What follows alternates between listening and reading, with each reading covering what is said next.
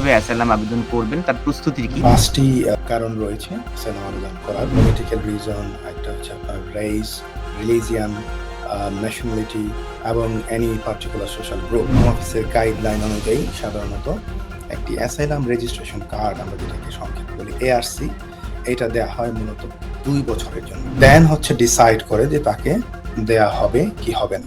Stonebridge Legal Solutions Limited, your trusted immigration partner.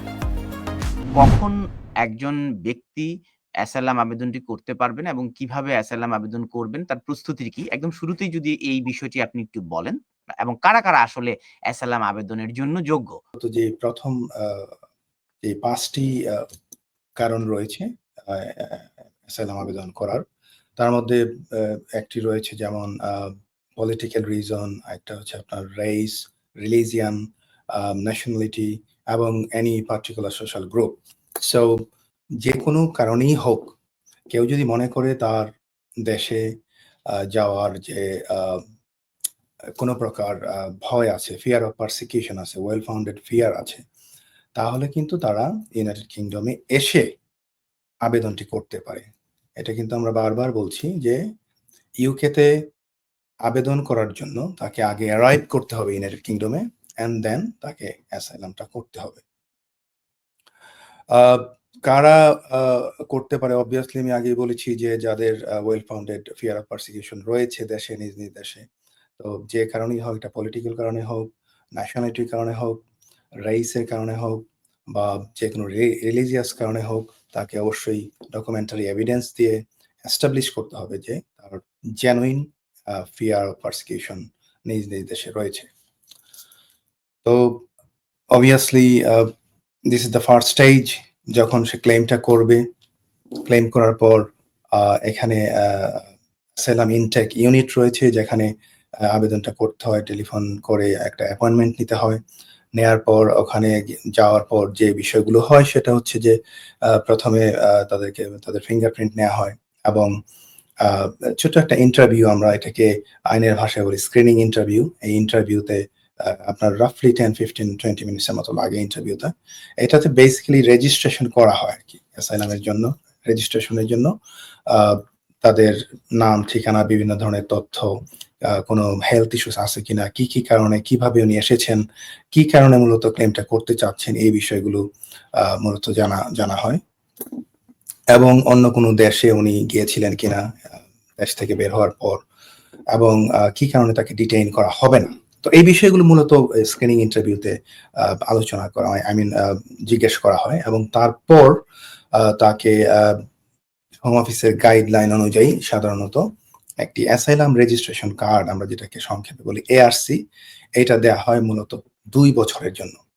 যদিও তাদের যে টার্গেট সেটা হচ্ছে যে ২ বছরের মধ্যে, মানে উইদিন 6 মান্থস এর মধ্যে তাদের একটা সাবস্ট্যান্টিভ ইন্টারভিউ বা মেইন ইন্টারভিউ যেটাকে আমরা বলি, সেই ইন্টারভিউটা নিয়ে দেন হচ্ছে ডিসাইড করে যে তাকে দেয়া হবে কি হবে না। অবভিয়াসলি প্রিয় দর্শকদের অনেক সময় একটা প্রশ্ন থাকে যে ডকুমেন্টস গুলি কখন সাবমিট করা উচিত? ডকুমেন্টস আপনি চাইলে ১ম যে স্ক্রিনিং ইন্টারভিউ হবে তখনও কিন্তু আপনি দিতে পারেন। বাট আমাদের রেকমেন্ডেশন হবে যে অবভিয়াসলি আ ১ম ইন্টারভিউতে তাদের যে টিম রয়েছে, অনেক সময় তারা হয়তো কাগজপত্র হারিয়ে ফেলতে পারে। কারণ উনারা যারা ১ম ইন্টারভিউটা নেয় তারা কিন্তু ১ম এ বলেই দেয় যে, "We are not the case worker, we are not the decision maker." So তারা কিন্তু ডিসিশনটা দিচ্ছে না। এখানে অনেকে মনে করে যে আমার ১ম ইন্টারভিউ খুব ভালো হয়েছে, মনে হয় আমাকে দিয়ে দিবে। ব্যাপারটা কিন্তু অ্যাকচুয়ালি তা না। আমাদেরকে একটু মাথায় রাখতে হবে যে ১ম ইন্টারভিউটা only start the registration process only. So এই রেজিস্ট্রেশন হওয়ার পর তারা এই সকল এভিডেন্স গুলো যা আছে আপনার ১ম ইন্টারভিউর বিষয়গুলো, এগুলো আপনার পরবর্তীতে যে কেস ওয়ার্কার ডিসিশন নেবে তার কাছে সবকিছু পাঠিয়ে দেওয়া হয়। সো obviously এটা মনে করার কোনো কারণ নাই যে ১ম ডিসিশনের পরেই আমার হয়তো ১ম স্ক্রিনিং ইন্টারভিউর পরেই আমার ডিসিশনটা হয়তো হয়ে যেতে পারে। আর ডকুমেন্টস এর ক্ষেত্রে যেটা হয়, আপনারা স্ক্রিনিং ইন্টারভিউর পর যেকোনো সময় চাইলে হোম অফিসের যে সেন্ট্রাল অ্যাসাইলাম ইউনিট আছে সেখানে ডকুমেন্টস পাঠাতে পারেন। এট দ্য সেম টাইম আপনি চাইলে আপনার যে সেকেন্ড ইন্টারভিউ বা আমরা যেটাকে বলি সাবস্টেন্টিভ ইন্টারভিউ, সেখানেও কিন্তু আপনি আপনার ডকুমেন্টস সাবমিট করতে পারেন। এট দ্য সেম টাইম অথবা ইন্টারভিউর পরেও আপনার নরমালি 5 ওয়ার্কিং ডেজ সময় থাকে ডকুমেন্টেশন গুলি প্রোভাইড করার জন্য। সো আপনারা সবসময় মনে রাখবেন যে এই সময়টা যাতে আপনারা ক্রস না করেন। আমি কিন্তু প্রচুর রিফিউজাল পাই, অনেকে ডকুমেন্টেশন সাবমিশন করে একটু দেরি করে। সো এবং তারা কিন্তু রিফিউজালে লিখে দেয় যে আপনার ডকুমেন্টেশন না পাওয়ার কারণে আমরা আপনার ক্লেইমটা রিফিউজ করছি because you did not provide any documents within 5 working days.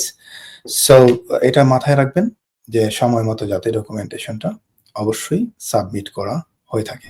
Stonebridge Legal Solutions Limited, your trusted immigration partner.